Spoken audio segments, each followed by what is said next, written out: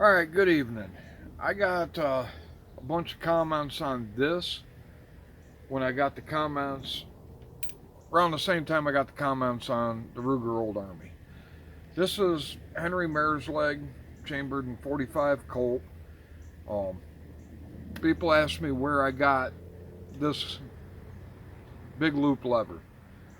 This was a factory lever. I kept the original one that came on this gun.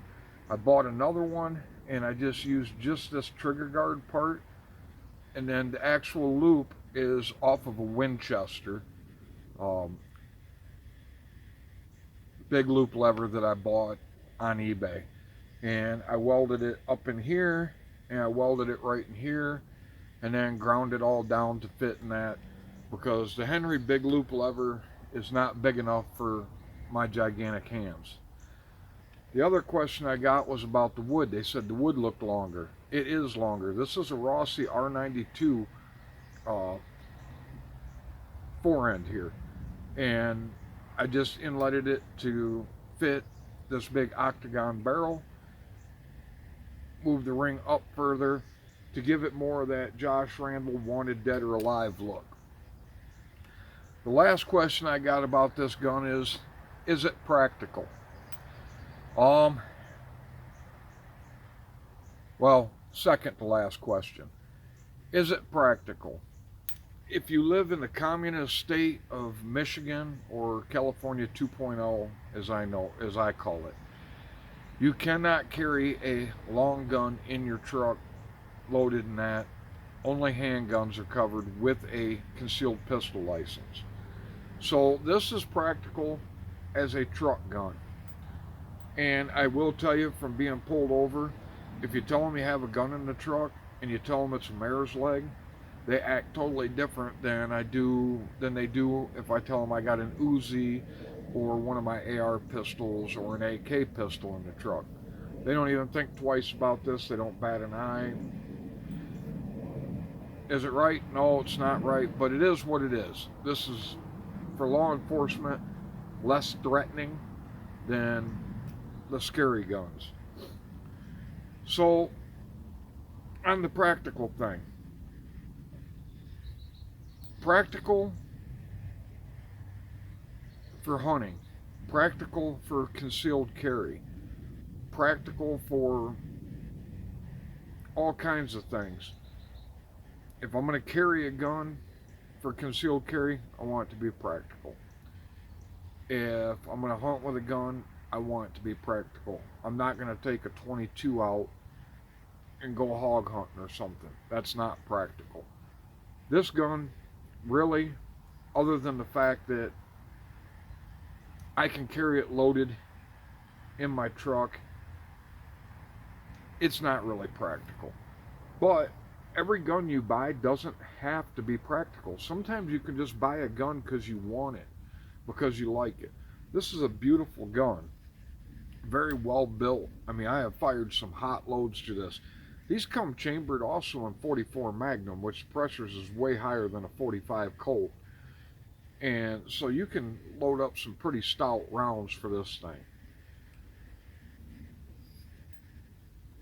I bought this because I just like it. It's fun. It's fun to spin cock it. It's fun to do cowboy stuff with it. You guys have seen my videos. Sometimes I like to dress up and play like I'm a cowboy on YouTube. And this gun is fun to do it with. I just like it. Sometimes you just buy a gun because you like it. Would I take this hunting? No. I mean, realistically, you got to hold it like this. It's with practice, you can shoot 50 yards with this gun pretty accurately. But it's never going to be as good as a rifle that you can shoulder. It's never going to be as good as a handgun shooting one-handed, because it's heavy. I mean, at 20 yards, I can shoot this thing one-handed and keep it in the chest area of a target, human-sized target. But no, it's not really a practical gun. I carry it probably 50% of the time in the truck as a truck gun just because I like it. I'm not going to sit here and convince you that this here is the ultimate bear gun. It's the ultimate hog hunting gun. It's just a fun gun. These Henrys are very expensive. So the last question was, is it worth it? This gun was absolutely worth every penny I paid for it to me. I shot this gun for about 3 weeks, quite a bit, before I did the video with it. And I just had so much fun with it, and it was such a cool gun, or it is still such a cool gun, that I decided I had to have it.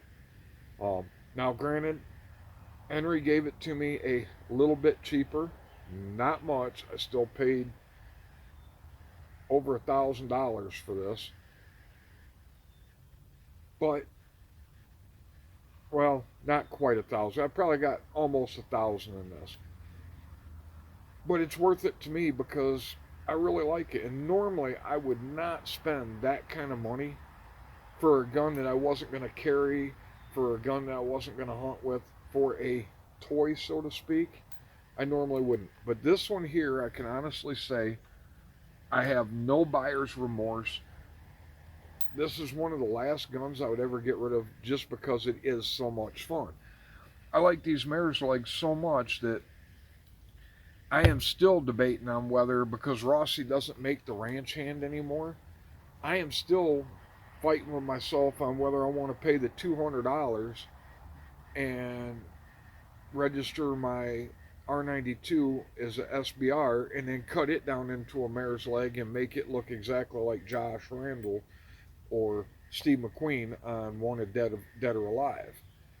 I Some days I'm like, yeah, I'm going to do it. Other days I'm like, I'm just not going to do that. I'm not going to pay the $200 to get permission, and I'm not going to cut it without getting a tax stamp. It's just not going to happen. If I ever choose to do it, I'll take you guys along for the ride. Um, like I said, I have mixed feelings. Some days I want to, other days I'm just like, I'm not going to do it. But as far as I made the loop lever, this is an R92 forend that I inletted and did, to make it longer. And it's not really practical, but it sure is a lot of fun. And yes, it's worth every penny I paid for it. This gun's heavier than what probably the Rossi ranch hand would be, because this frame is, you can see it here, it's quite a bit thicker because it's this brass type alloy. It's got a big thick octagon barrel on it.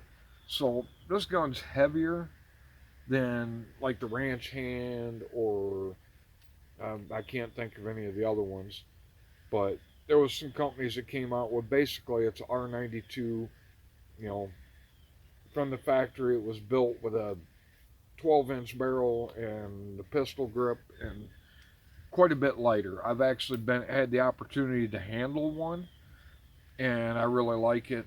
I've already got one mare's leg. I can't spend $1,000, $1,200 to buy another one. I can't justify that when I have this one already. If I didn't have one, maybe. But I got a Rossi ranch hand that I won on an auction, or a Rossi R92 lever action rifle that I won so stupid cheap on a gun broker auction that even if I decided to go the $200 route for a tax stamp, I couldn't even buy another Rossi R92 rifle for what it would cost me to build that into a mare's leg. And the reason why I would go that route is the R92s are still easy to find. I find them all the time. So replacing it, I could replace it way cheaper than I could ever even buy a used Rossi ranch hand for. So, I mean, I would have probably, with the $200 tax stamp, I would probably have about $600 to $650 into building it into a mare's leg, and that's less than half the price of what I see them go for on Gun Broker. So, but yes, absolutely, this gun was worth every penny I paid for it. I have no regrets on buying it. Yes, I did change it, and no, it's not really the most practical gun, but not every gun has to be practical. You can buy a gun just because you want it, just because you like it, or just because it's cool. The one thing I won't do is buy a gun for a wall hanger. So if it's not safe to shoot and it can't be fixed to shoot, I won't buy it. Or if it's not even shootable, I won't buy it. I mean, this is shootable. You can hit a target with it. It's a functioning firearm that I do play with a lot. Like I said, I love to spin cock it. So, I've seen videos on YouTube of guys claiming that this is the best thing for bear defense, or they use this strictly for hog hunting and that. And, I mean, to each their own, but as much as I love this gun, I want to be straight up with people. It's not really the most practical gun, but like I said, sometimes they don't have to be practical. They just got to be fun, and that's where I'm at with it. This is worth every single penny I paid for it, and hope you all have a good day. See you on the flip side.